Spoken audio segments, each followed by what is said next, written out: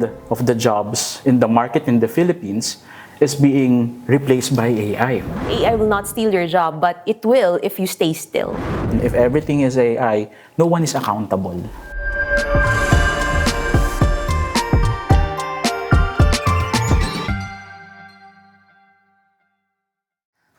Artificial intelligence is already reshaping how Filipinos work, compete, and stay relevant. In the Philippines, millions of jobs are now exposed to AI. But exposure does not always mean displacement. In many cases, the real story is not about jobs disappearing overnight, but about functions changing faster than workers and institutions can keep up. In this episode of Breaking Ground, the real question is not just whether AI will steal your seat, but whether we are prepared for how the seat itself is changing. Let's get to this episode. We have two guests today that would help us navigate what we need to know about artificial intelligence in relation to the current job market. So on my right is NAC Vice President for Technology Management and Transformation, and also an expert on artificial intelligence and digital transformation, Mr. Jojo Calpito. Thank you so much, sir. On my left is the founder of Purpose Coaching and a professional certified coach with the International Coaching Federation, Ms. Pat Mallari. Hello. Yes, thank you so much po for giving us the time for today. No, this is a very interesting and relevant topic currently. So let's start with what you think we should know when we're talking about AI in the workplace. What do people usually imagine when we talk about AI? But in your respective fields, ano ba talaga yung dapat na kailangang maintindihan? Kasi there might be misconceptions about it. Maybe we can start ladies first. All right. Okay. Yeah. AI, it's something that people know. But whether they practice it and it's a part of a daily living is another question. Parang, alam mo, it's looming there, it's there. Should I tinker about it? Not just in work life, but even in your personal life. Because there's so many ways to access AI at hindi lang siya ChatGPT. Yes. Sobrang daming ibig sabihin when we say AI. In the professional or say in the career scene, it's commonly seen as a technology. Is this something that I should learn? Or is this something that baka may department lang na mag-handle nito? Right. At sila na yung bahala doon, no? So I think I would, in summary, it's there, but whether people are engaging on it actively to learn about it, it's another question. So AI in the industry, usually it's a buzzword. Like everyone wants to do AI. Right. But you ask the question, like, are you ready for it? So ngayon, if we ask the employees, the honest feedback is there's fear among them, no? Na AI, it could replace us. It can be implemented very fast now. Diba? We wouldn't be given a chance to prepare for it. So right now, the organizations are also shifting, even the global community. Even Accenture CEO Julie Sweet announces last month that that's a prerequisite for you to be promoted. Wow. So imagine the global landscape is changing, but for me, you don't see it as a threat. Actually, you see it as an advantage because AI actually it's already there. In the different setting, in the academe, it's used by the students to be able to accelerate learning. In the industry, it's used in different setting, especially for the highly repetitive activities, yung mga transactional, yung mga clerical work. But also in the different industries, like in the telecoms, they're using it for conversational AI for customer service. In the banking, diba, they're also using AI in managing their records in the BPOs. And also in our setting in NAC. So we're even exploring AI on how can this help our employees and enable them so that they can focus more on other creative activities and spend more time with their family. In a nutshell, no, nabanggit ni Ms. Pat kanina, usually the common man, when we say AI, ChatGPT lang talaga yung alam nila, no? So how do we explain it or laymanize it, especially for the older generation, no? Na very remote pa yung knowledge nila pagdating sa AI? Actually, the basic na use ng AI. I'll just take, for example, my mom. Yes. Yung first AI na naka-interact niya, si Meta AI na nasa Facebook. Facebook Messenger chat, na parang, ano tong Meta AI? Sabi ko, sige, tanungin mo kung ano lang. So, it's very prompt response kind of interaction. Maybe that's the basic. It's like your Google. It's searching for something. But going beyond that, like, utusan mo siya.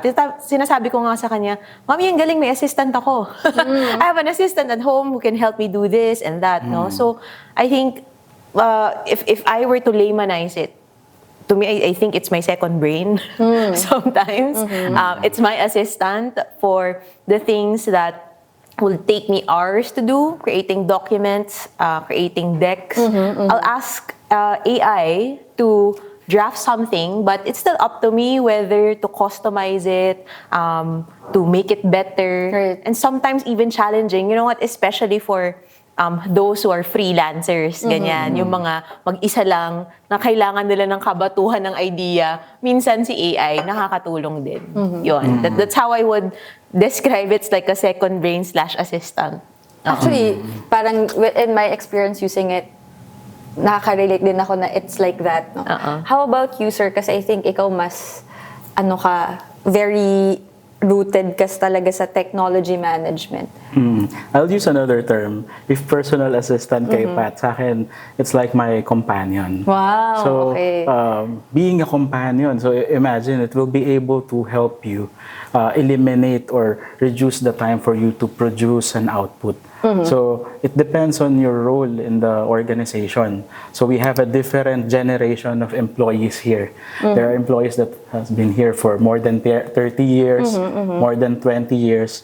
So, how do you explain to them AI? For me, it's really going back to the basic. It's like having a computer, having a cell phone. So, everybody doesn't know how to use the cell phone before, not until it emerges. And then, when it was launched, you see everyone knows how to use the phone. Diba? Right. You started with texting, using it for call transactions. Now, you even use it for applications. Everyone knows how to use Facebook. Even YouTube, actually all the different applications. And now with the emergence of AI, it's as simple as also rolling that out like a phone. So you're installing different AI solutions. You have ChatGPT as the prime mover. You have Gemini from Google. It's easy for them because it's part of the Google suite, diba? They've been able to crawl data from the Google space. You have Copilot for Microsoft, and now you have Anthropic implementing Claude. So it has different levels of use as well. So you can use the basic type of AI solution for basic questions, basic transactions that you want to do. But if you want to do advanced solutions, Meron din. So you can get a subscription. So they're trying to monetize it as well because you're building an infrastructure at the back of this AI. Right. And actually, it's heavy in terms of power usage. The infrastructure, the data centers that they are building. Because imagine the volume of data that they are trying to amass. And then whenever you ask it a question, actually, it calls that data from that data center. Pupuntahan natin yung question na yan mamaya, sir. But I want to go back to what you said earlier na AI is slowly stealing jobs. But what I want to ask is, is that really how we should approach it? Is that the right question? Or should we approach it, and how do we really talk about it in relation to the job market as well? So there's actually a stat saying that there are about 36% of the jobs, professions here in the Philippines will be replaced by AI. And that usually gives out the fear, no? Among professionals. Will I still have a job one day? I think, even say our parents thought about that. May computer na, paano pa ako? Yeah. No? Anong mangyayari sa trabaho ko? But I think the mindset there is, how can I leverage and take advantage of it? How can I learn this so that I could be able to deliver value to my company, to my position, to my role that's uniquely me. And that means being able to harness your creative brain, and being able to use AI, not to replace your brain. Yes, I said it's a second brain, but it will only support you in the decisions that you will make. So, for example, in preparation for this podcast, I've asked AI, give me some angles or information about the Philippine job market and things like that. I could have Googled it as well, right, and searched for it, but AI would give me a lot of different angles. But at the end of the day, it's my decision what to use, how to use it, and how to adapt it, say, to the context of our conversation today. So the mindset is, AI will not steal your job, but it will if you stay still. Right. Like you That's do, a good way to put it. Yeah, and you do nothing, and it's just there. So it will steal, but if you don't stay still and engage with it, and kind of, I think, engage with AI, not with fear but curiosity. Like, paano ko ba ito pwedeng gamitin? Paano kaya ito pwedeng makatulong sa akin? Ano kayang pwede niyang maging benepisyo sa akin? I think those are the essential questions to be curious about, instead of, will this be a threat to me right away? Yun. Dapat hindi tayo averse, no? Oo. Right. Oo. How about you, sir? Yeah.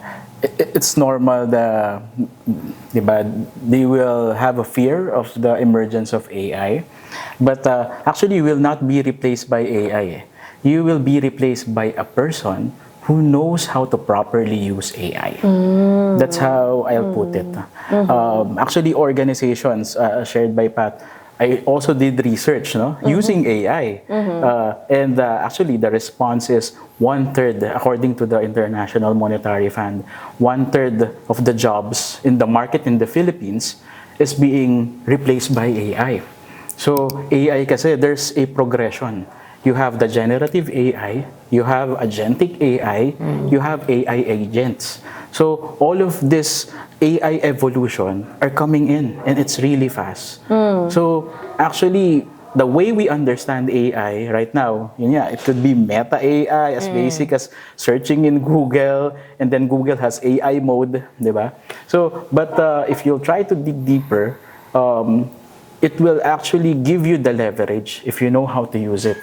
And you don't need to fear. Kasi if you try to research about AI, there are lots of learning materials that you can check on.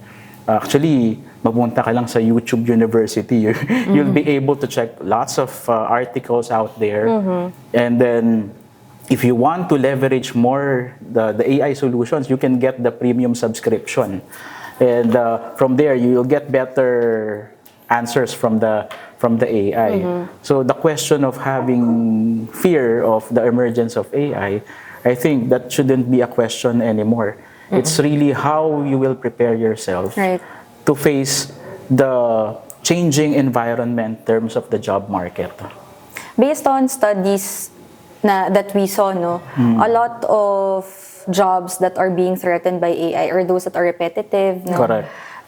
So, are there industries here in the country where AI is likely to reduce entry-level roles? Kasi diba usually dyan nagsa-start, no? So, paano yung magiging effect ba nun sa magiging current landscape ng job market? It's true. Entry-level jobs, those that can be automated, repetitive, it's a given. Yeah. With businesses wanting to be more efficient, that's gonna be a given. But I think that jobs that will kumbaga it will be affected but not completely eliminated are those that really need human interaction. I'm a coach. There are AI coaches. May mga ganun na. But also, nothing beats human interaction when it comes to, for example, coaching or let's say customer service. Don't you hate it when you just need to chat everything and you can't talk to an actual person? I still prefer talking to a person. Same. So, I think we should not para bang nagiging transactional kasing relationships when we just plainly think, I need to automate and I need to make my life easier, let's just AI everything. But then we lose sight of what is essential and what makes us creative and alive as people, which is actually human interaction.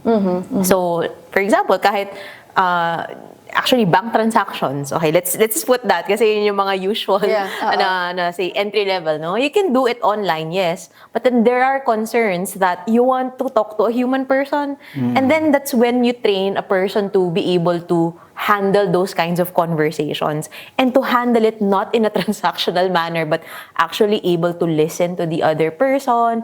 Kasi AI won't be able to do that. Totoo yan. Kasi especially if you're an agitated customer, mas mababad trip ka eh. Kapag ipinasa ka sa AI, di ba? Rather than if you talk to a real person that would actually tell you that, oh, we apologize for what happened, etc. How about for the tech industry, sir? Paano yung, kasi of course, no, for entry-level jobs in the tech industry, it's very, data coded, or I don't know what's the term for that, no? In the tech industry, because I'm also teaching in the past in De La Salle, and actually the students ngayon, you are taking up a computer course, so your aspiration is to be a programmer, for example. So the coding now is something that can also be generated by AI. So there are also studies globally na companies are promising that AI can do the entry-level coding. But the gap there actually is, imagine, if you don't groom these entry levels, the fresh graduates from the academe, how can you have senior programmers later on? So there will be a generation gap in terms of having resources who will be able to take up senior roles later on. So that's something that they've been able to recognize today, because they're trying to automate, develop solutions using AI, using coding. There are even solutions that you'll just prompt that particular solution. We're talking with one. You'll just prompt it, and then it will automatically create an application for you. So that's how easy it is right now, developing applications and solutions.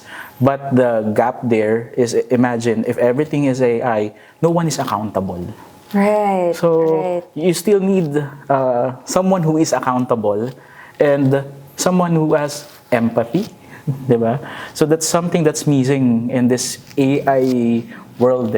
Na the human in the loop will always be there. There's no empathy that you'll get from a conversational AI from a customer service. And same with the technology industry. Imagine having an AI programmer. If you have a bug, then who do I talk to? Do I talk to the AI? Or I need someone to talk to. I need to talk to a developer, a person. So I need to have someone in place. So the evolution later on, there will still be human in the loop. We will coexist with AI. And then these programmers will leverage AI so that they can do more creative things later on. So no matter what level you are in, there will always be a need for human intervention. Yes. You mentioned the IMF paper. We actually looked into that as well. And one of the foundings there is that women, including highly educated women, may face greater exposure to AI than men. No? So, in both of your views, what does that suggest about the kinds of roles now being reshaped? And for leaders in companies, no, how do we respond in a way that it doesn't really deepen the gender gap? Maybe we start with Ms. Pat. I'm thinking about it because I just finished writing a paper on gender and career confidence of women. Really us women have a tendency to, because of our, I guess, genetic and natural makeup of domestication, perhaps, no? Parang bang it's a template of society, so that there is that lower confidence when it comes to adapting to professional scenes or professional skills, no, for instance. So I would like to think yung greater exposure nung sa women, because women also have a tendency to be more patient with repetitive jobs and skills and human interactions and things like that. So perhaps there's that level. But I'd like to think women or men, both genders are exposed to the risk of AI. But I want to bring into the conversation siguro yung confidence in approaching new technologies or new skills that are unknown to you. I think that is one aspect that leaders in organizations need to think about and face, because I think employees wouldn't say, ay, hindi ko alam yan, or bahala na, siguro pag sinabihan ako ni boss, tsaka ko na lang aaralin. Walang proactive na magsasabi na, yes, pag-aralan natin to, I wanna know, I wanna get trained about it. And so leaders have to be more assertive and proactive in seeking feedback to employees. Say you automate a certain process, ganyan. You need to build their confidence that they can do it. And how do you build confidence? By giving them skills, training, exposure, modeling. Oh my gosh, it's a super important aspect for leaders to be able to model how you adapt AI into your life. So I think confidence building in the era of AI introduction is very important, that leaders get to lead that. Right. It's very important that you get top management support in any kind of initiative. Yeah, actually, I also came from the BPO industry. And then most of the employees there are women. So it's dominated by women. And most of the jobs that are impacted by the emergence of AI are mostly BPO companies, because these are highly repetitive tasks that were outsourced in the Philippines, because we offer cheaper rates, no, compared if it's done, for example, in Europe or in US. But the impact really is knowing how to really use it properly, because each of these companies, they are rolling it out in a global scale. Like the BPO companies, these are global companies that are here. You have here Wells Fargo, JP Morgan Chase Bank, Deutsche, and so on. All of these companies, they've been the prime mover in rolling this out. So imagine, they have programs in place on how to upskill, train their employees, even the BPO companies, on how can we be more efficient in the use of AI in their space. So they may be trying to automate some of the jobs that are highly repetitive, but of course, the human in the loop is still there, because the judgment, people wanting to talk with the person, there's still a clamor for it. And at the same time, I'll reiterate it, because accountability really is missing when there's AI. Like, you cannot hold AI accountable. There's even a 1979 IBM quote on one of their training manuals for management, that computers can never be held accountable. So management decisions shouldn't be left to the computers. Right. And so with AI. So AI can never be held accountable. So management decisions for the leaders cannot be left to the AI. You will be the one to discern out of the output from the AI, how can I use this properly? Is this something that we need as part of the decision making? How can it influence you? But at the same time, you need to do some sanity check from the output of the AI. You may be using it in generating your presentations, doing your research, doing your analysis, filling up your forms, etc. But at the end of the day, the sanity check and even putting empathy on its response, that's something that lies beyond the human aspect of the implementation of the AI solutions. I'm actually glad you said that, sir, kasi I don't think we talk about accountability enough in terms of AI. That's actually the first time that I've heard someone say it. No, the importance of having accountability when it comes to the use of AI platforms. No, in your experience as a coach, and ikaw, sir, you've mentioned a while ago that you're teaching. What do you think is harder for young professionals today? Is it getting hired? Is it staying relevant? Or is it proving value beyond what AI can do faster than them? I want to say all of the above with the job market now. Kasi parang ang hirap nung getting hired pa lang. Yes. Hindi ganun kadali ngayon na maghanap ng trabaho. But especially is that the because economy. of AI? Not or it's a necessarily. confluence of a lot of things? Oo. It's just that AI made it harder? Yeah. Think about it na this AI, 5 years ago nag-start? So if you've graduated, before that, there was no AI in the curriculum at all, and now you're just starting to learn it on your own. Swerte kung binigyan ka pa ng company to do training. And so, I think lahat doon ng nabanggit mo would be, it would be hard to stay relevant, to get a job. Yes, check. But I think at the end of the day, if you have that courage to take on something, a challenge such as adapting AI and being able to, I guess, show also that you know how to use it and you have accountability in using it. Actually, it will work to your advantage. I think management will appreciate that you're able to make your job easier, faster, more efficient, and therefore you can do more, right, for the company. So I've just finished my master's, and in the university, the use of AI is not banned at all. You can use AI for as long as you declare it at the end of submitting a paper. How did you use it? So I think when it comes to accountability, not just in the decisions, but also say in presentations, say in the office, you could do like a footnote saying, how you used AI in this. Or for example, this photo is generated by AI. Because I think the apprehension of people using AI, correct me if I'm wrong, Jojo, it's like, it feels like cheating sometimes. Parang, shock, shortcut ko kasi nag-AI ako, may ganong fear. But actually, what you can do is to credit or cite that you've used AI in this manner. And it's an acceptable practice. It's not something to hide. Yon. Actually, what you said, Miss Pat, is very true. No, we even see local news outlets actually putting a disclaimer na some stories were written with the assistance of AI, and even in universities, diba, they actually encourage the use of AI. With that said, no, how should companies rethink mentorship and talent development?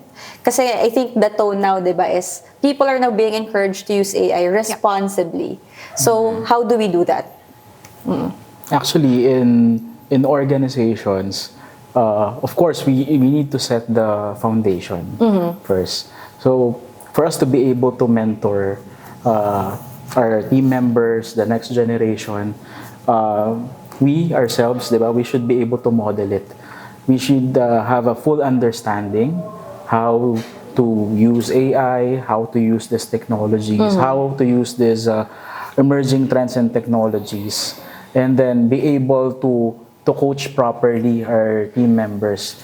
And at the same time, display it in a manner that we are really practicing it, so that you walk the talk. And then understand their pain points, where they are having problems or gaps in terms of their understanding, and then bridge that in terms of how can you leverage what you already know, and then at the same time really empower them, enable them, and then accept constructive feedback from them as well, that if they're having challenges along the way, you need to be patient. It's like raising a kid, diba? So at first, you need to crawl, walk until you'll be able to run.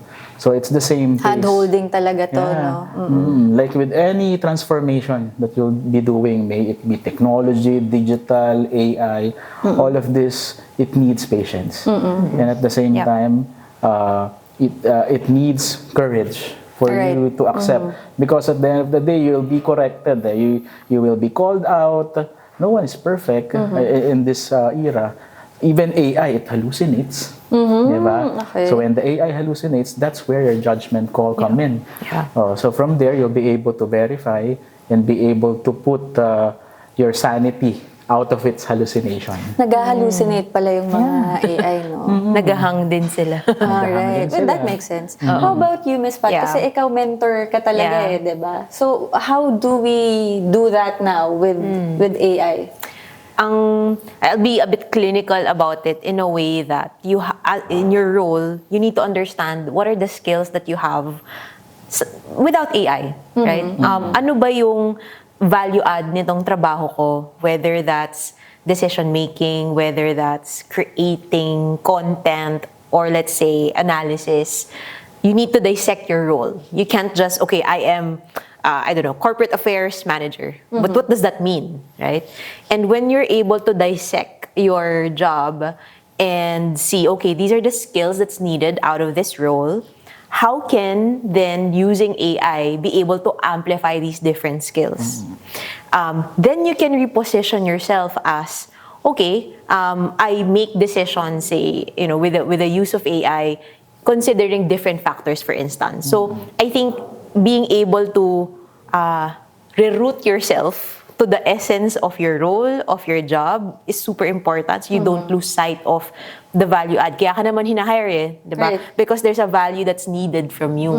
Now, how do you then amplify these skills, these requirements using AI? So I think that's for me, the key when it comes to rewriting the resumes and even repositioning the AI tools that you want to learn. Kasi for example, pagpasok mo, may konting alam kang AI pero gusto mo pang matuto. And so then you can be more pointed to your manager or to HR. So this is a specific, AI training I wanna learn kasi ito yung path or career na gusto kong i-build. So being very very specific is important. So, malalimang introspection din siya. You have to be honest with yourself. Now, let's go into the government's role naman, no? Into AI. Because, of course, countries all over the world are beginning to create AI strategies, diba? Roadmaps. Of the current roadmaps, no, that the government is discussing in relation to AI, ano yung tingin natin na we can execute or yung feasible in the current landscape that we have here in the Philippines? Sir Jojo. Actually, ngayon, even the government is looking at the implementation of AI in the different departments. Government agencies, you mean? Government Okay. agencies. So, for example, in the judiciary. So, syempre, ayaw mo naman na everything is generated out of AI. Even the response of the lawyers, Yeah. diba? So, that's something that you want to put the human judgment in place. In CHED, they want to implement it as well in the different educational institutions. But at the end of the day, ang hinahanap pa rin nila is yung governance and guardrails in place right now. Like, what are the guidelines in terms of the AI use? Yeah. Kasi it can be subjected to abuse as well. Right. So, yung mga estudyante, I'll share a story. Sometimes they copied it from AI and then they forgot to, diba, remove the footnote that it was generated from AI. But some of the students are really wise. Yeah. So, they're generating it from AI, they are paraphrasing it, and then it's as if written by a human. Diba? So they check it on a plagiarism checker portal. Right. So they get away with it. There are also ways in the government on how they'll be able to maximize it. But at the end of the day, what's the general rule? I haven't seen any so far, like a general global policy on AI use. For me, there's no such thing in place. I think everyone's trying to catch up with. Correct. That's why that's something that if we'll be able to roll it out, especially, for example, in the police, diba? Philippine National Police, in the AFP, there are lots of use cases similar with the companies and how they use it. There are different use cases per agencies and sectors in the educational sector, banking and finance sector, mining sector, power sector. Right. So different use cases. But at the end of the day, what's the general rule? Because there's a fear na your information could be out there. Like for example, the judiciary, diba? You don't want your record, for example, if there's a confidential information that is published. That's why it's tricky the way you implement this. You need to have like the governance and guardrails in place for you to be able to use it properly. Right. So each of the organizations are trying to have that in place, especially banking institutions. Yeah, oo. Based on your own experiences, no, as we try to, tackle this AI thing, ano ba yung dapat i-prioritize ng government now when it comes to AI? Is it protecting labor? Is it making sure the educational system is able to catch up? Is it having that digital infrastructure that would actually allow us to upgrade? So for you, what is it? Let's start with you, Ms. I'm thinking two things. One would be the proper use, the accountability in using AI, because it's accessible. There are free AI tools, but how to properly use it, how to discern, and how to properly cite it when you use it, for instance, on your work, on school, or anything. I think that needs to be, I don't know, legalized or Right. something, no? Because otherwise, like what you said, it's going to be prone by abuse. The other thing is preparing the future generation, or the present actually, employees to the future that's AI, because it's not like parang the future is AI already. Yes. It's here already. And so training not just the college students, but let's say even high school to grade school, letting them know how is this used, how it's going to affect their day-to-day, how to properly use it, and seeing it as a way of life. I could imagine, decades ago when the computer was introduced, maybe people were also feeling the same way na, will this take over my job, or kaya ko bang aralin to? Yet here we are. I see my mom still using the computer. She's super comfortable with it. She's 70 years old, and she was able to adapt. So I think yung role ng government there is creating that environment for that learning to start and be sustained also, not just in the college sector kasi near employment na, but even the young ones, I think, with I guess yun nga, coupled with the proper use of this. I would like to think na para siyang experiment ng mga bata. Oo. So it's not necessarily regulation, no, but at least like a formal guideline siguro on how these things must be used. How about you, sir? Ako, more on interconnection of all of those three that you mentioned. It starts with education, of course. So having the knowledge is power. Right. Diba? And then, how do you build it up in the industry so that you produce the right talents with the Yep. right skill, equip, and ready to take on the industrial work. Problems. The problems. And diba, you don't want to hire someone who relies on AI alone. Yeah, right. You need to hire someone who also have the capability to, to do analysis, proper analysis, judgment, really the human in the loop, even leadership. Diba? It cannot be taught by AI. So it is something that even your character, it is something Right. that was developed since you're with your family, how the upbringing in the family, how you treat other people. That's something that AI cannot teach you. It can generate responses on the research, analysis, filling up your forms, but the human aspect on how you treat other people, how you discern what is right and what is wrong, that's something that cannot be done by AI. So the interconnection from being educated, being prepared in the industry, and being human. I agree. So it's really like an ecosystem that should work together. I want to add, with I guess the relational skills na magiging mas in demand siya with the emergence of AI. Most of the trainings, maybe 80% of the trainings that I get requests right now are on soft skills. Oh. As basic as how to listen, how to give feedback, how to do public speaking. It's the soft skills.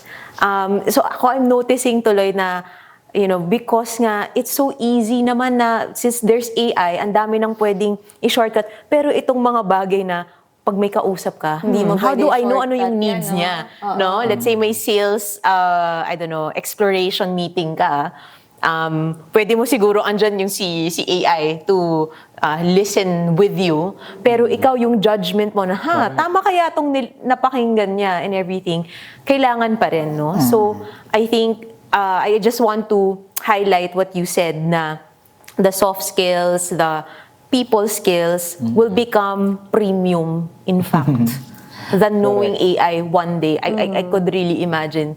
Those who are able to motivate people, connect with people, are the ones who would be, I guess, on the edge when it comes to leadership roles and whatnot. Actually, I was able to attend one of Coach Pat's session for purposeful storytelling. And to be honest, the presentation that I did at the end of the class, it was generated by AI, the entire PowerPoint slide. But the way I share the story out of my slide, Ayun. that's me. So I'm the one who built up the story. I may be getting, the images from AI, some of the narratives. But the way I did the entire sharing of the story to the plenary, that's something that, you'll be the one to deliver it. Right. What I'm getting right now with our conversation is that maybe we should look at AI not as a replacement, no, or to any jobs, but a complement. Correct. No, it should be complementary to what you already know. Yep. And it's very true. Dapat yung fundamentals natin makalimutan, yung reading nonverbal cues, diba? Building relations and all that, hindi talaga matuturo. Correct. Yep. Now let's go into upskilling naman, no? So, how can someone tell whether they need technical upskilling, industry-specific, or more deeply human skills like judgment, communication, and leadership? I would begin as with typical learning needs analysis, no? It's to articulate the pain point. Where is the pain point in that situation? Meaning, ano yung feedback na nakukuha mo na kung saan ka kulang, at yan ay kung maagap ka na humingi ng feedback din sa ibang tao, no? So that, I think that's the first step to know. It's the acknowledgement that you have a specific gap through those feedback that you get. There's walang nakakalamang, no, na leadership mas kailangan pag-igtingin or AI. Parang all of these really have to have the focus that it needs for you to be a well-rounded professional, I think, nowadays. Hindi pwedeng kailangan holistic talaga. Right. Hindi pwedeng tapatsi-patsi yung attention. And that's what people are good at, by the way. It's a coping mechanism that we compartmentalize. Yung assessment mo sa self mo. Oo, sa sarili mo. Parang it's easy to compartmentalize, but at the end of the day, if you take a step back, you're being assessed or judged by the total value that you give as a professional, not just in using AI, but in how you interact with colleagues, with your boss, with customers. Lahat yun, hihinga ng feedback kung kamusta ka at hindi lang dahil efficient ka bang magtrabaho. Right. Yun. Actually, I agree. Kasi ngayon, dapat complete package ka eh. True. So, hindi puro technical, hindi rin puro magaling lang mag-present. It's really a combination of your technical skills, business skills, knowing how to use these technologies. So, all of this will be part of your arsenal. Yep. So that when you carry yourself into the crowd, so kumbaga, complete package na the way you will present yourself. And then, at the same time, understanding if learning and needs analysis, in my experience in the past, it's they do training and needs analysis, and then they do maturity assessment as well of the organization. May ganyan din.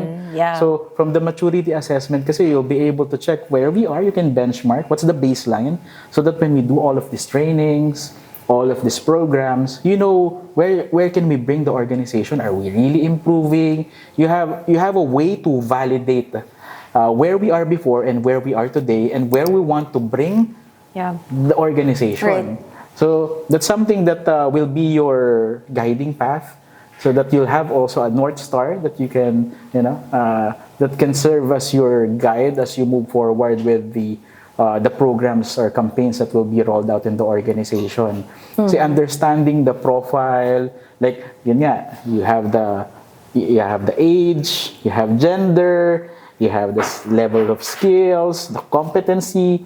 So there are lots of lenses that you need to look at, but you need to look at in a single lens, so that you'll be able to craft properly the right program for them, so that when you roll it out, it will be like tailor fit or custom fit for them.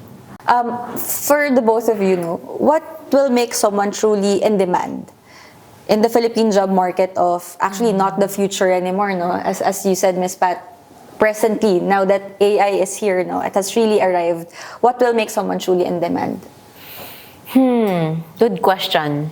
I think it's not just the knowing how to do the job technically, but like what I said, the human element is such an important aspect. So I think that one, and I'd like to say also the resilience. That's true. When it comes to challenges, I don't know if that's a soft skill, but it's a third aspect I feel na because nga the environment is so AI already, like it's so accessible. It makes us think that everything will be easy. I think mentally, no, parang i-AI mo na lang yan. That's true. Mabilis lang. So ngayon, kapag may challenges sa workplace at hindi kaya ng AI, for example, how do I resolve my conflict with my manager? Hindi pwedeng AI yung makipag-usap sa manager mo. It's you then, right? So I think the resilience of a person to face challenges, resolve, and have the courage, the inner courage to face them is important. When I say kanina yung soft skills of interaction, I think that includes the resilience towards challenges, would be very important. Kasi wala namang perpektong trabaho at role, laging merong, teka, wala to sa job description ko o kaya, teka, parang hindi ko in-expect na gagawin ko tong ganitong project, wala namang ganyan. So, a person who has proven themselves to stay on and stay put despite unknown stuff, uncertainty, and like challenges AI. like AI, is somebody who's, for me, very attractive in the workplace. It means that this person knows to adapt, to thrive in the environment, and still, be able to evolve. Because as human beings, we're actually made to evolve. We're not made to just survive and be still and bahala na. Ito na ako. Where if you look at the history of humankind, we actually evolved. And all of the pag-uugali and behavior that we have right now, these are all brought about by the changes in our environments. And AI is another environment that we are adapting. So I think that mindset, if a person has that kind of mindset that I'm willing to evolve, I'm willing to learn as part of my growth as a person, yan ang mga gusto kong i-hire. Right. That's true. How about you, sir? Ako, I'll use my criteria whenever I hire a team member. So, laging ang quantification ko niyan, 20% technical skills, 80% attitude. Wow. So, reason behind that, 20% technical skills, because I can send you to training for you to learn the technical skill. I can send you to Singapore, I can send you to AIM or to whichever training facility. But the attitude, it is something that has been taught to you even by your parents, the community where you grow, even how you treat other people. Like, it's the compass. Yes, your resilience, diba? Your courage, your judgment, so your decision making. So that's attitude, and that's something that I cannot teach you overnight. Even if I send you to the prestigious schools globally, no, that's something that you've been able to develop along the way, and something that you can leverage on. Regardless of the different technologies or whatever emergence, AI or whatever later on, that will be your guide, that will be your core as a person. Your attitude will bring you wherever you want to go. If you have the passion for learning, that's in you. You have the passion for facing challenges, 'di ba? That's attitude. It's not technical skills.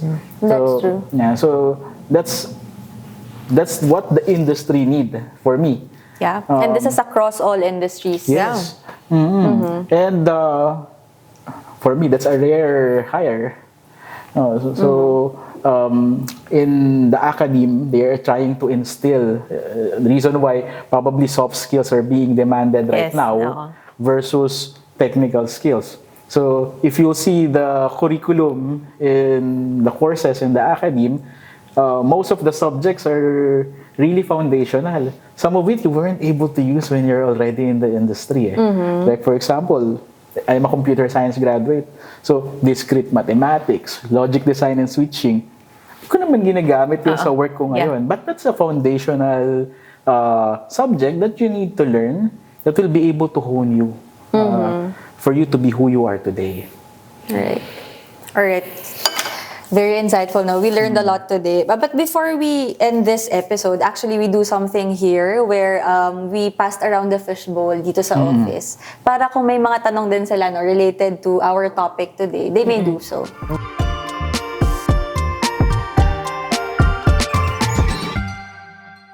All right. So now let's get to the questions from our office mates here at NAC. Ooh. First question. Ano ang advantages and disadvantages ng AI when it comes to thinking and creativity? Nawawala ba ang creative juices natin dahil dito? Sa akin, hindi. Actually, that will enhance your creativity. Kasi in AI, di ba, you need to do proper prompting. We call it prompt engineering. If you ask AI the right questions, then it will give you the right response so that you can generate a good idea complementing your initial idea. So it's like fine-tuning a car. Yeah. Right. So that it will be ready to race. So that's also how you build if you're doing ideation, you're doing, for example, a particular initiative with an innovative idea, you can put it in AI, and then AI can help you enhance that idea. So for me, it's not something na would parang stop you. Dull you, no? Oo, Parang hindi. ganun. It will actually empower you. It's like a booster for me, no? That will be able to throttle you to be faster, to be more creative, and to be able to generate something that would be a game changer. Again, like a companion, right? Correct. Sa akin naman, may epekto na oo. May times na sabi ko, so I've been using AI and then all of a sudden I had to do something that need to do pivots in Excel. And so that, like, I need patience. Like, I can't AI this. Parang, oh my gosh, kaya ko pa ba to? Tapos alam mo yung na-conclude ko doon, sabi ko, nabobobo, pwede ko ba sabihin yun? Yeah. Nabobobo na ba ako dahil sa AI? I had to think about it. But to add to what Jojo said, it's actually doing the work first before prompting or before asking AI. That will give you the empowerment. That the thought and the creativity is still with me. So, kumbaga, let's say if you need to create a presentation, you create your outline. Right. You create, parang you still sharpen and use your brain, because if you don't use this, it will really dull. I'll be honest. Yeah. Na parang, if you don't use it, if you just rely on another, let's say an AI or the second brain to do it for you, then your own creativity will be the one to dull out. So my strategy is to draft something first, that the best possible that I can, and then I challenge AI. How can I improve this in this aspect? Given the specific context, is there something else that I'm missing?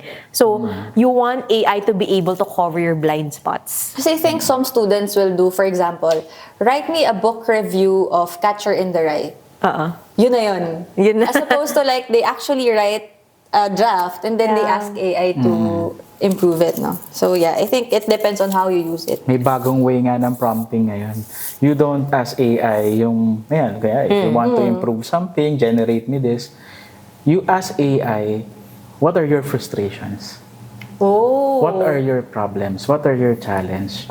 And then, what are you missing, for example? And then, it will help you craft that idea on your next prompt. So, ayun, parang bagong trend siya in terms of prompt engineering. It's so complex. Yeah. Usually kasi, you already think of what you want. But, minsan, ito yung problem ko. Hindi ko ma-generate tong idea na to in a particular initiative. I wasn't able to get the approval, for example. What am I missing? Ganyan. And It's actually a good prompt. Itong next reverse question, psychology, parang gano'n. itong next question nakakatawa. Sabi na, bakit ba talaga nagkaroon ng AI? What problem was it originally meant to solve? Actually, yung AI, initially when it was rolled out, syempre, ang goal dyan is for you to be able to generate the information as fast as possible compared to searching it in Google, for example, and then trying to analyze it. But with the help of AI, and then having the Google space as your knowledge base where your crawler ingests your data, it was able to accelerate that path. And then, with all of these prompts that we're doing, with all of the responses that it's generating, it was able to build another model. That's why maraming version ng model. ChatGPT, Claude, etc. Diba? May iba't ibang level ng model. Kasi it is also developing. Nag-aaral din siya. Nag-aaral siya based sa mga data na nilalagay natin sa kanya. It was initially generated to make our lives easier. Right. And then, now, nagkakaroon pa ng mga agentic AI agents that were able to do the automated job for us. Like for example, the customer service, diba? Yung mga repetitive tasks, yung mga pag-review for example ng mga documents ng mga pile-up, you can simply load it up and then it will automatically summarize it for you. Minutes of the meetings, diba? Dati kailangan mo magta-transcribe for you to be able to release it. Ngayon, after the meeting, there's already the minutes, Immediately. diba? Oo. Ganun na siya kabilis. Yun yung, I think, there are different use cases on how it's used. Some use it for predictive analytics. Some use it for forecasting. It depends on your use case. But I think as with all technology, no, meron talaga siyang downside sometimes. So we see deepfakes, di ba yung mga ganun? Yes. Or Prone something to that we abuse. didn't tackle kasi it's very broad, no? Ito naman, I think, baka si Miss Patang makasagot. Okay. Is it okay to rely on AI when making personal decisions? Whew, grabe. Talagang sinalalay sa AI yung buhay. But I think, especially the younger generations, Yeah. they really do this. It's true. I've attended one conference nga na dati, yung first or number one purpose of using AI was for inquiry, for work, something. And now, one of the main purposes now of AI is a therapist.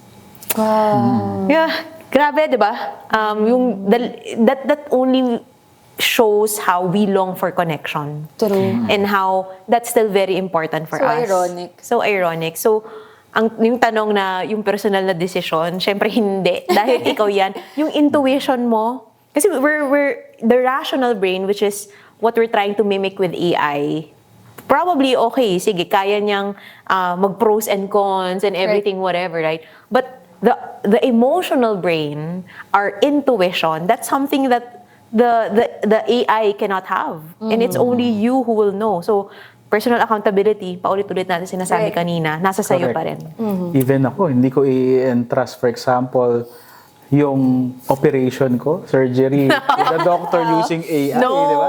Like for example, brain surgery. Sabi ng AI, open my right portion of skull, di ba?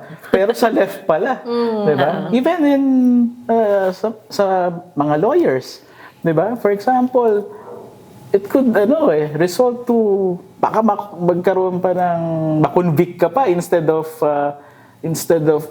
maabsuelto ka sa kaso mo. So, yung mga ganun decision making, I think that's why the roles of the doctors and the lawyers are still really relevant. Ito yung mga job roles na you cannot you cannot move to AI. Eh. There are certain roles in the industry, and you can complement your decisions. Like they are introducing digital twin of the body for the doctor so that they have a reference. But at the same time, yun nga, there's no accountability kay AI. So magkamali yung doctor, magkamali yung lawyer, diba? Yeah. Hands off yun. Yeah. Next question, masyado lang ba nating ina-exaggerate yung mga assumptions or fears natin about AI? That's a good thought to have. Normal naman sa tao kapag hindi natin alam ang isang bagay, Right. takot. Yung Yes. unang emotion that we feel. Until you get your hands and feet wet and actually know and see how you can adapt it into your life, then that fear or your wall then starts to go down. Right. So, as with any change, I would always liken or ask the person, what change have you encountered in the past, and how were you able to, conquer that? So I feel like it's the same with AI. Na it's not something to fear, but it's a new change again that you need to conquer and perhaps use those skills and patience you had in the past to bring that to today. On Right. how to use AI in your work, in your life. It's a valid reaction na normal reaction from the team members or even anyone na you are encountering something first time. Yep. But later on, as you'll be able to understand it better, like mobile phones, as my example earlier, lahat ngayon gumagamit na talaga ng mobile phones. And then you'll get used to it. And then you'll be able to develop ways on how you can maximize it. And then later on, baka ikaw pa yung ambassador in sharing it with the community. So it's okay to feel fear, no? But the more important thing is how you deal with it. No? Yeah. Mag-a-add lang ako na inaisip ako na because nga of AI being able to automate everything instant, there's actually this trend now that people are wanting to slow down more and be able to actively use their brains. So I think being intentional in seeking ways how to still develop yourself even in the midst of AI. Kahit hindi AI yung pag-aralan mo, mga ibang creative outlets na meron ka, to be screen-free, diba? May mga ganyan. I think that's a worthwhile endeavor still to still develop in yourself so that you're not caught up with just AI. Actually, si JJ, no, one of our friends here, he talked about abstaining. Yeah. Which is parang there is it's such thing. now a new term they use na Yep. parang you abstain from using your apps. Yep. Right? Yep. Alright, next. Kaya bang palitan ng AI ang personal information ng tao sa internet? I haven't encountered one. But of course, yung cyberspace, it's really a different space that you will be into. It is subjected to cyber threats. It is subjected to hacking. Siguro ang gusto niyang itanong is, mas madali na bang ma-hack ngayon, no? Because of AI. Even the government, di ba? Yeah. Actually, nakakatakot. Like, our they're data. able to like copy the voice or yung mga deepfakes nga. Yeah, may mga ganun scenarios ngayon. Kaya nga, it's prone to abuse eh. Kasi nga, walang general guideline on how you will govern it. That's what we need. And even yung mga photos, how can you do photo forensics? For example, if it's being used as an evidence in a case. Di ba? So if it's AI generated or what? Even fake accounts, fake videos. So anything can be generated. But how can you really verify? How can you do digital forensics? I think it's changing the game as well, even in the investigative sector. Right. So, ngayon, yung question on can you easily change information, public information, I think that's not a question anymore. Kasi with all the news that's out there, diba? With all the attacks that is happening out there, even the war, so it's happening hindi na lang physical, may cyber warfare that is happening out there. Right. Diba? Even the government portals are being shut down by diba? Other countries, So it's happening.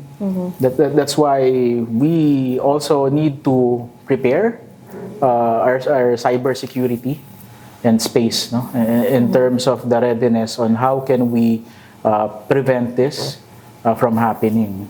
Kaya talaga, just like what Miss Pat said, ultimately, yung soft skills, yung discernment, Discernment, diba? yeah. Yung ability to really look at what's true or not. You have to be careful.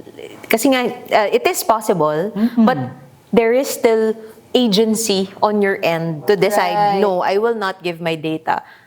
I receive like certain phone calls, say with certain, I don't know, banks, ganyan. And they will ask me several questions. And I will say, no, I'm uncomfortable to share that information with you. I don't know you. No? So I think, dapat mas maging mapanuri and careful talaga. Right. Can AI help reduce bias in decision making, or can it also make bias worse? Yung bias kasi, so may leaning, right? Right. Towards one side. And alam naman natin to, ang AI ay pro sa atin. True. Kasi, Tingin yung what we feed into it, it's still computer at the end of the day. It will reply to you what you're expecting and wanting. But if you also, correct me if I'm wrong, no? If you challenge it also to check on blind spots that you don't know, then it will challenge your bias. So that's how I see it, na parang it's able to challenge your current thinking if you allow it to, and if you ask the So depende sa prompt. the AI, depende sa prompt mo. For me, it's a good thing na aware yung mga tao doon sa bias. Diba? So, ibig sabihin, nag-iisip tayo. True. Hindi lang tayo, basta ito na yung sinabi ng AI. Alam mo, minsan may katamaran na rin na factor, basta ito na yung sabi niya. But the fact that is being asked, we're critically thinking about it, and it's a good thing. For me naman, actually, there's behavioral science behind AI. For example, you are subscribing a particular AI solution. It actually observes your behavior on how you do the prompting, Based on what you know about me, Yes. mga ganyan. Actually, you can ask it like, who's Jojo Calpito? And then it will respond. But it will get the data based on how you previously prompted it or asked questions. So, kaya nagiging bias siya. So, if you want it to be unbiased, that's where your personal judgment comes in. That's where the human in the loop comes in. And then, from there, you'll be able to discern, tama ba to? So, you will not rely your decision dun sa output niya. Right. Rather, judgment call mo yun. Na, okay, pupunta ako sa Japan by this month kasi malamig. Sabi ng AI, malamig daw during that time. And then, you need to validate it with other resources. So parang it's just another source of information. Correct. Tapos you vet and vet and vet. Alright. Hanggang saan lang dapat ang paggamit ng AI? Parang ang hirap nun. Oo nga eh. Hanggang saan? Depende. Paano mo ba siya sinasabuhay? To start with. Diba? Parang lahat ba tinatanong mo na doon? Or is it something na you use pag talagang hindi mo na kaya? Or is it something that you use to make your life easier? You need to set your mantra muna. You as a person. Ano ba? So, Mas case-to-case naniniwala ka ba basis sa sarili mo? Case to case. Like ako, usually, I use it as a companion. So, complementing how I do my job to make it easier, faster. And then, at the end of the day, it's still me who, like yung sa purposeful storytelling. So, that's something that AI cannot do. Presenting the actual output and the thought and the process out of it. Yeah. Hanggang saan, no? I think dapat wag nating kalimutan, we have the natural intelligence in us. Kung may AI na artificial, merong natural intelligence in us. So don't waste your natural intelligence.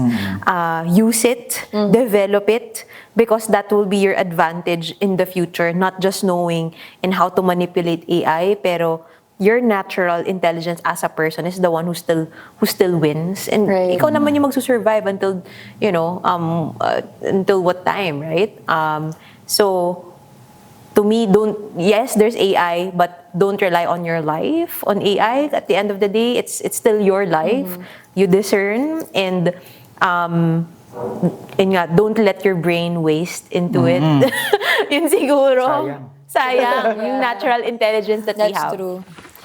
Okay, next. Pagdating sa ownership ng creative material, paano kunyari may kanta or artwork na ginamitan ng AI, sino ba ang may karapatan doon? Tulad nung hawak ko, ang beat ba to? Oo nga, totoo ba na Na-interview yun AI ano siya? Sabi, AI generated from the news.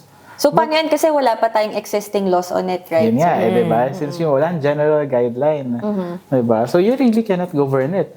But imagine, viral yan ngayon, di ba? So, ang answer ba doon ay, since walang law, hindi natin alam. Hindi pa siya mag-govern properly today. Yeah. To be candid.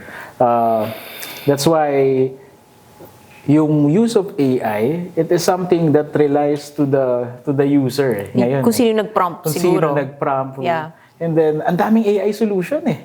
So may Gen AI, imagine nakapag-generate nga siya nung, Right. di ba? Foreigner yung, yung nag-generate. Oh, okay. Oo, nung hawak ko ang beat, di ba? I saw the news eh.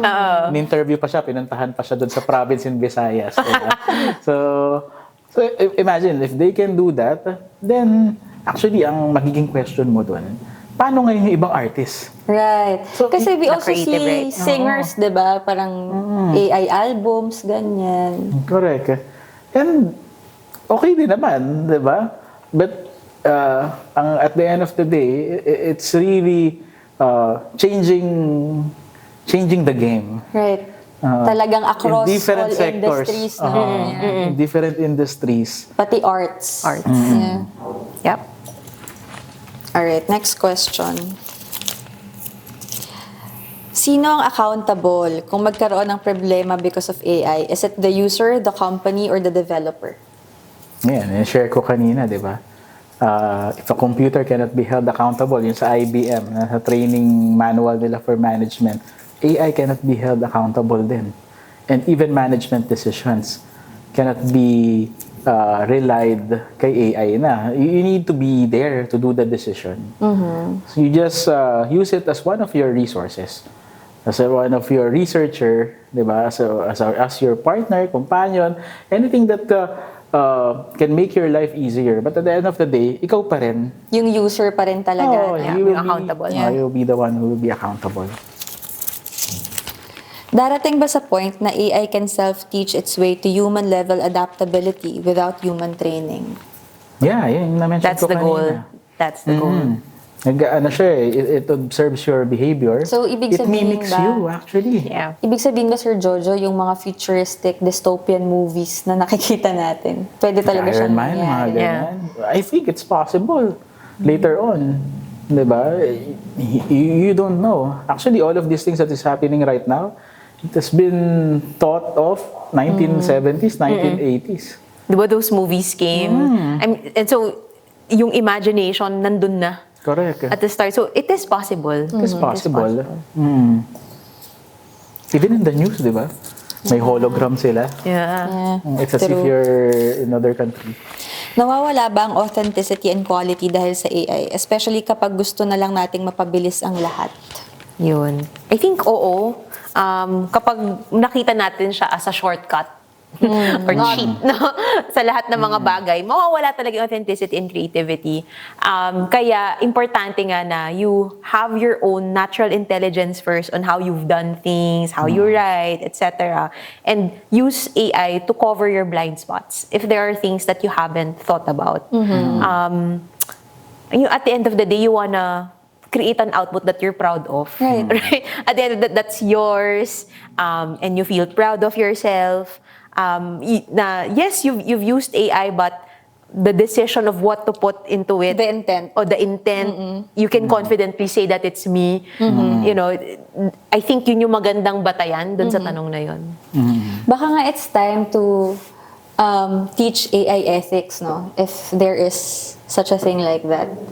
Yeah, that's why I like, actually, ngayon, nag-evolve na rin yung AI. When they put out answers or responses, there are actually references or links where they got it, which is really good.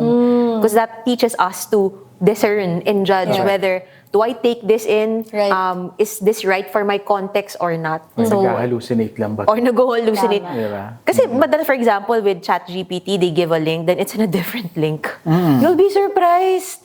So, importante na maging mapanuri pa rin sa bibigyan ng AI. Right.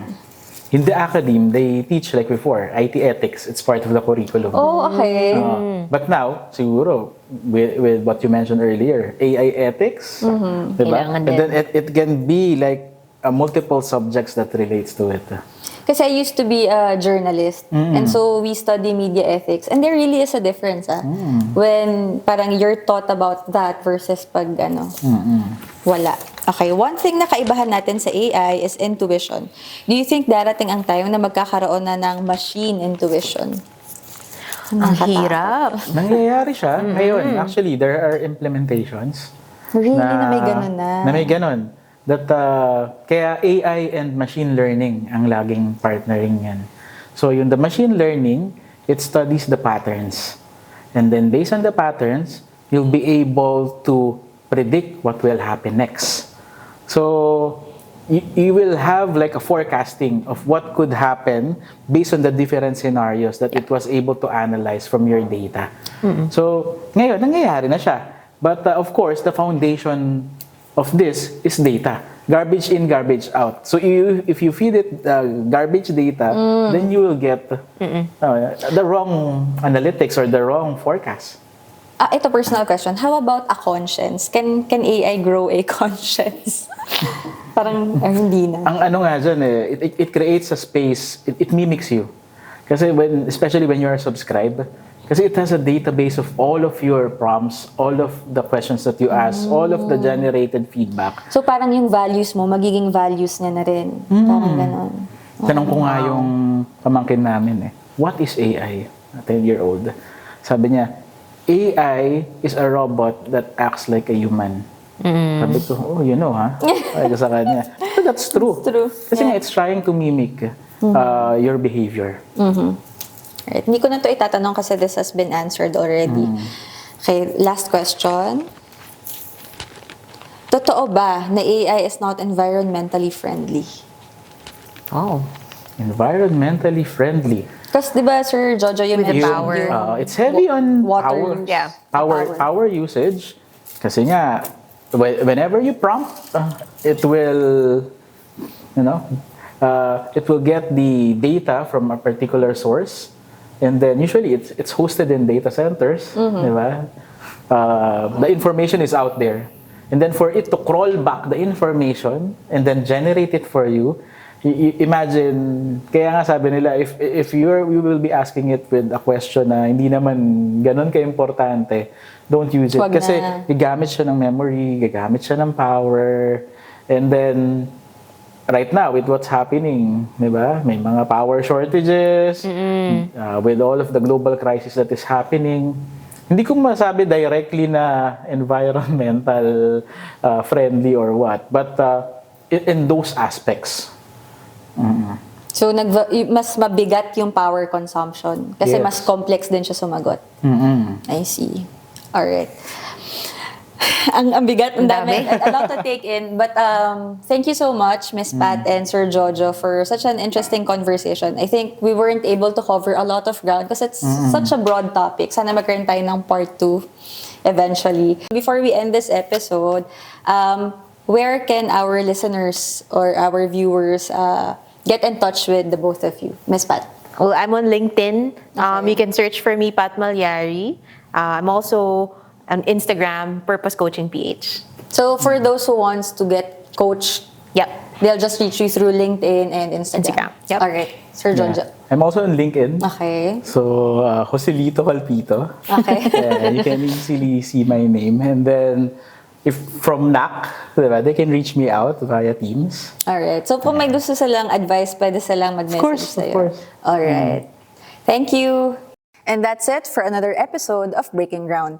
Don't forget to like, follow, and subscribe for more meaningful conversations. We'll see you on the next one.